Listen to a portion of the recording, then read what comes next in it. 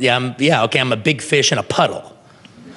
So what? All right, they're not doing anything. You make a goddamn kick-ass movie, and you can take it all over the planet Earth. Now, true, I'm making specific films. And if you make a specific film, that's not everything for everybody, you're gonna turn some people off. I grandiose my way out of fear. How do you get that vision that's in your head? How do you get it on the screen? I got 3 years on a 16mm film that ended up becoming nothing but guitar picks. You also can't just, when the going gets tough, not give up on your vision. Do a heist film. Deliver the goods as a heist film, but it's a heist film when you never see the heist. Now that I've written the first pass on it, what do I think about it? How can I make it better? Is there another element I can bring into it? You can't make a 14-year-old girl coming-of-age movie in Australia without having a car chase break out at some point. He's an American filmmaker and actor. His films have garnered both critical and commercial success. He received a star on the Hollywood Walk of Fame for his contributions to the film industry. He's Quentin Tarantino, and here are his top 10 rules for success. I got I started working at this video store, was pretty much what you're talking about around that time, and it was great at first because I'd always hated day jobs and stuff, and so I got a day job and it ended up being pretty good. But admittedly, I was there for 5 years. At a certain point, it was a narcotic, all right? I didn't have to keep pursuing my dreams because, it's not what I want to do, but it's sort of kind of close. And if I didn't have an artist soul burning in me, I could have made myself happy with that. I could, if I didn't have an artist soul burning to get out, I could have, walked backwards a couple steps and just done that. And it would have been a fulfilling, well, to anybody else, it would have been a fulfilling life. It wouldn't have been for me because I would have known I would have had something to say that I didn't get a chance to say. But it did put me to sleep for a while. And I've always just thought, what really got everything kind of truly going for me, you could point out a lot of different things, but the bottom line is the fact that I realized that even the group of people I hung around with, they were all great fellas and great gals. But, it was easy for me to think that I was doing a lot because I was doing more to try to move myself forward than they were. But, that's not, okay, I'm a big fish in a puddle. So what? All right, they're not doing anything, all right? So yeah, I'm doing more than them.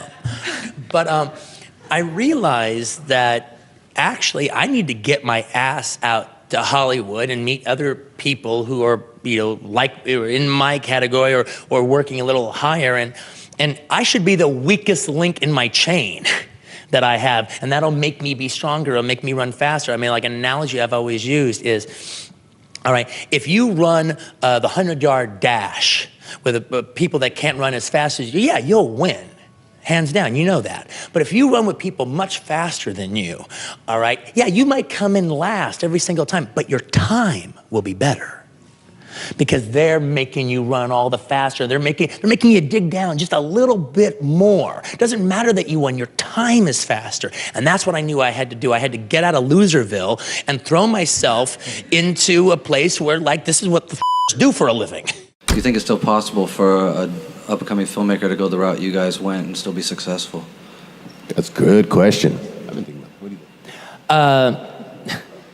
Make Reservoir Dogs. That's a tough. Actually, no, I'm not even being a smartass. That was a f***ing kick-ass movie, all right? You make a goddamn kick-ass movie, and you can take it all over the f***ing planet Earth. Not America, not f***ing Los Angeles, not New York, the planet Earth. And everyone will know it.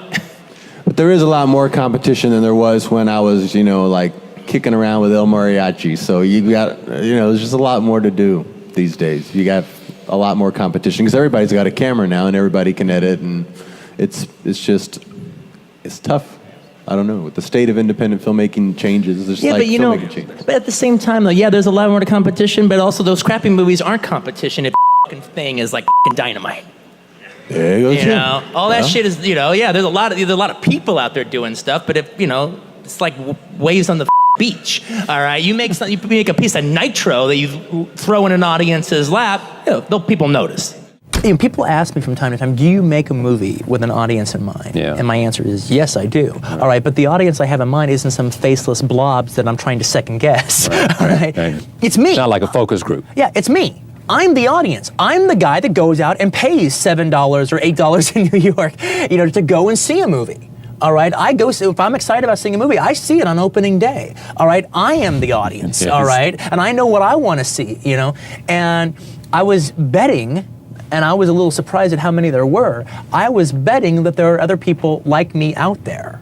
All right, now true, I'm making specific films. And if you make a specific film, that's not everything for everybody. You're going to turn some people off, all right? But you're going to turn some people on, too. When you experience moments of self-doubt, how do you approach getting out of that dark place? Good question. I grandiose my way out of fear. If you can imagine that.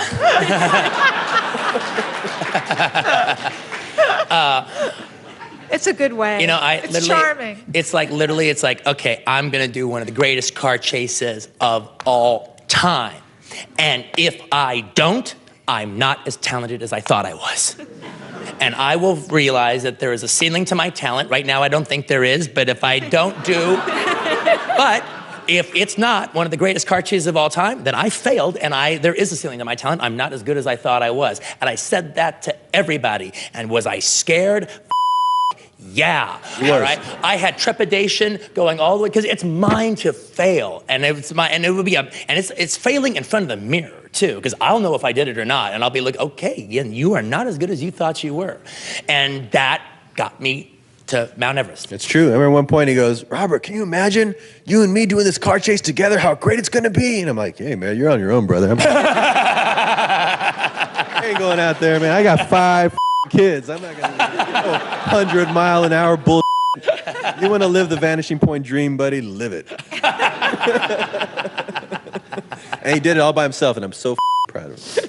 You see movies, and they can be full of vision, and you want your movies to be like that. But you see these other movies that don't have any vision, but I'm sure the director tried. So what's the difference between this guy versus that guy? How was this guy able to get this on the screen, and how was this guy not able to get this on the screen? I'm sure if I talked to that guy, he'd tell all these, I'm sure he wanted that. Who knows? And I was afraid of being that guy. I want to be that guy. And, well, Terry Gilliam definitely has a vision. No 2, 3, 4 ways about it.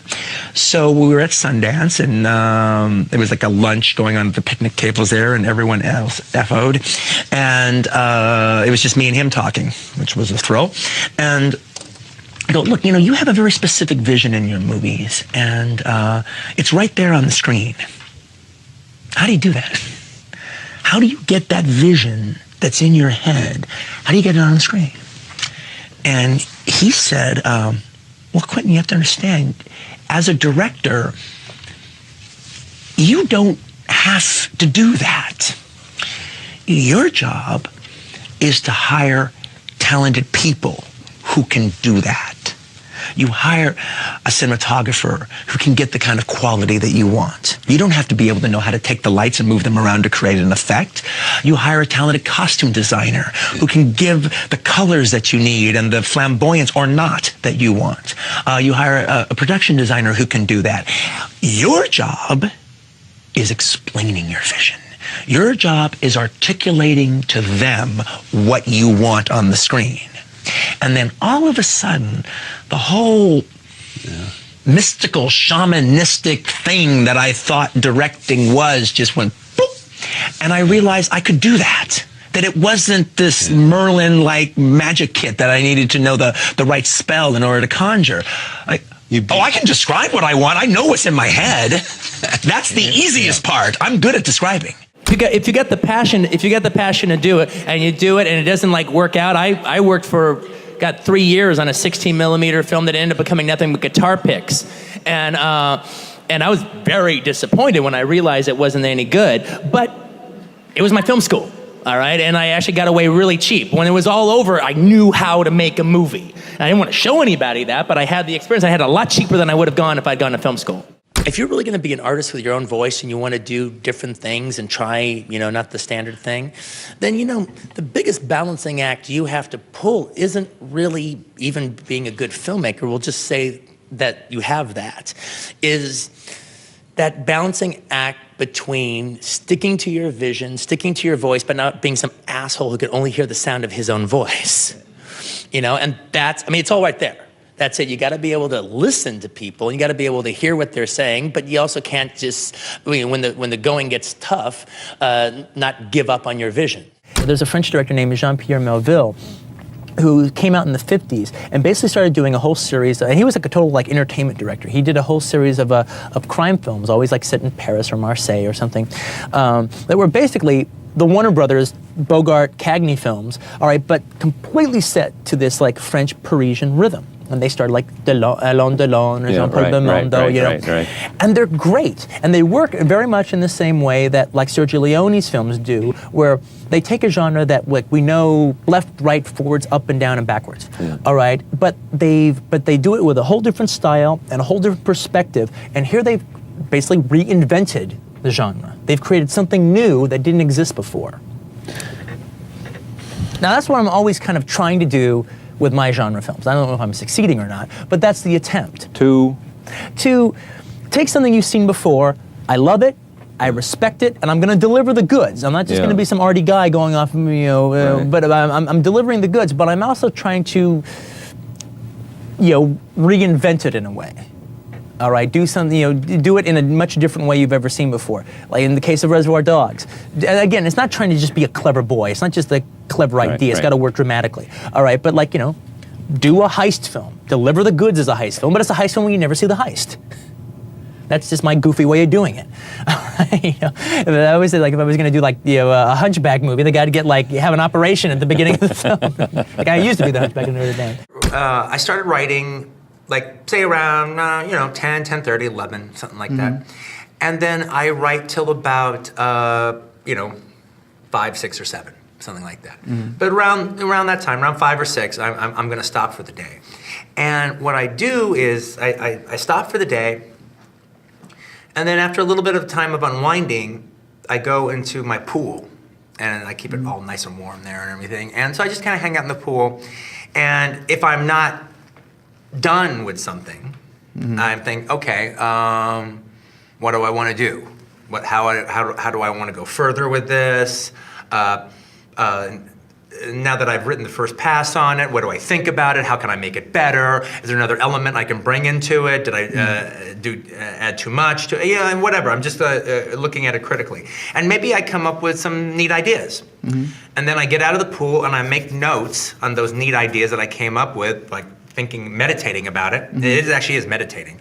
And then that's my work tomorrow when I get up, all right? Or if I finished a scene, okay, boom, boom, that's done. Now that part of the story is done. Now I go in the pool and I go, okay, what happens next? What's the next thing? And then I usually come up with a pretty good idea, and then I make my notes, and then that's the next day's work. And that was never really the way I did it, and that has become exclusively the way I did Inglourious Basterds and Django and this, and it truly brings a lot of joy to my life. It's a really, really lovely way to work that makes me feel really happy.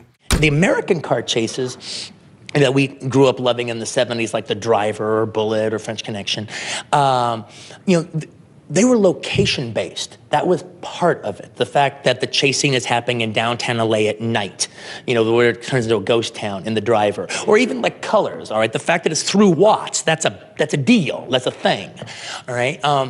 But then once the Australians got involved in it, they revolutionized car chases. And I'm not just talking about Mad Max. I mean, you can't make a 14-year-old girl coming-of-age movie in Australia without having a car chase break out at some point.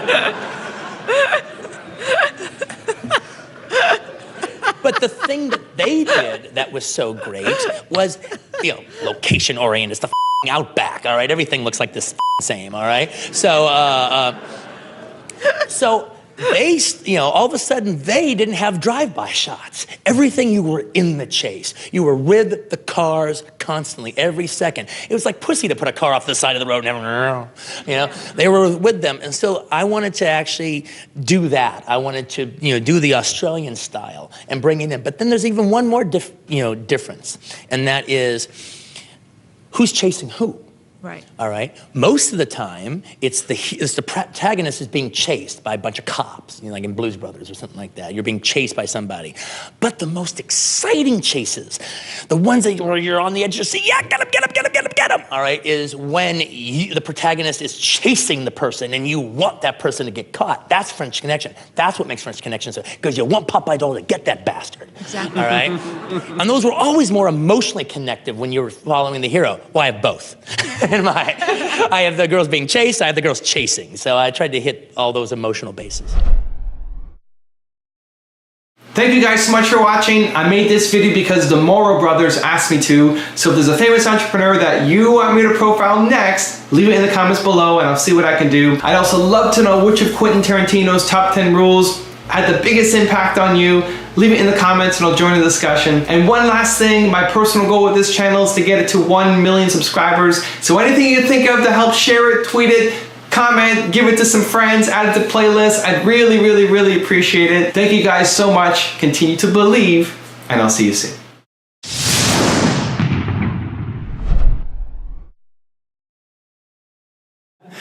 Well, you know, I have to say, you know, all that criticism that came out, it ended up being kind of a good thing, because one of the things that I wanted to do is I wanted to actually start a conversation about slavery, about America's role in it, and to actually take an audience member from the 21st century and stick them in the antebellum South and see what it would, and have a sense of what America was like back then. And so even the people that have criticized the movie, and a lot of people don't like it, and I can understand that, a lot of people do like it. And they've been kind of going back and forth. And that back and forth is really what I really wanted for the end of the day of this movie, and I hope that actually even continues for the next few years. It truly is a situation where we just Like the 70s. We would, yeah, exactly. Yeah. We would truly, you know, because he was my audience and I was his audience and everything, and he was like the perfect sounding board. So we really would inspire each other to go further, to Robert's gonna love this, all right? I'd read him this, and then he'd come up with like, oh man, that's gonna be so cool. I mean, the greatest gunfight never heard. I remember that, the silencer gunfight you had at one point. And actually, it was the Sony lot, so like Versailles, that Cuban place is right across the street. So we'd web spin all day and then go to Versailles at night and eat and just talk about how we were going to take over Hollywood. A reporter or something will say, we wouldn't do a big in-depth story on Quentin. We want to just spend some time with him and just, have him do what he does during his day.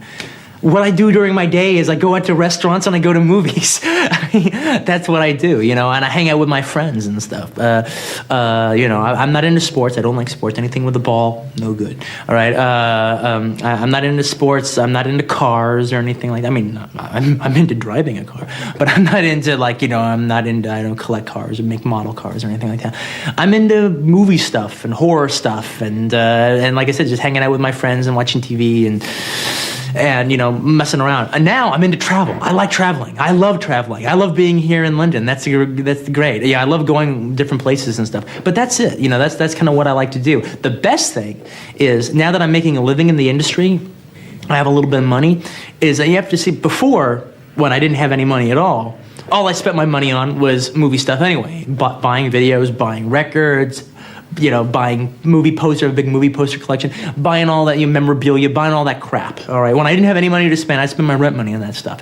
See, now, I got more money to spend on it, and it's tax deductible, because it's all in the industry. So I get it all, I have much more money to spend. I can buy damn near anything I want, all right? And it's all written off at the end of the year. I mean, so it's like, what a life, this is great.